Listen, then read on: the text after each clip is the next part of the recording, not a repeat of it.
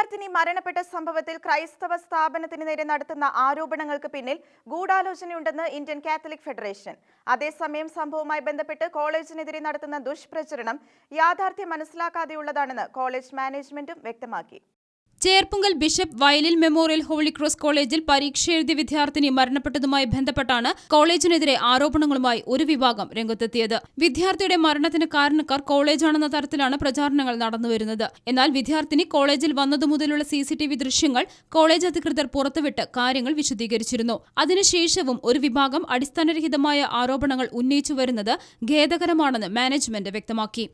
ഈ കോളേജിലെ റെഗുലർ വിദ്യാർത്ഥി അല്ലാത്ത പ്രസ്തുത വിദ്യാർത്ഥിനിയുടെ ഹാൾ ടിക്കറ്റിലുള്ള പേരും രജിസ്റ്റർ നമ്പറും ജനനതീയതിയും അല്ലാതെ കുട്ടിയെ സംബന്ധിക്കുന്ന മറ്റൊരു വിവരവും പരീക്ഷാ സെൻ്ററായിരുന്ന ഈ കോളേജിൽ ലഭ്യമല്ലാതിരുന്നതിനാൽ കുട്ടി വിശദീകരണം എഴുതി നൽകുവാൻ വരുന്ന സമയം മാതാപിതാക്കളുടെ ഫോൺ നമ്പർ വാങ്ങി അവരെ വിവരമറിയിച്ച് അവർ വരാൻ തയ്യാറാവുന്ന പക്ഷം കുട്ടിയെ അവരോടൊപ്പം അയക്കാനായിരുന്നു വിചാരിച്ചിരുന്നത്.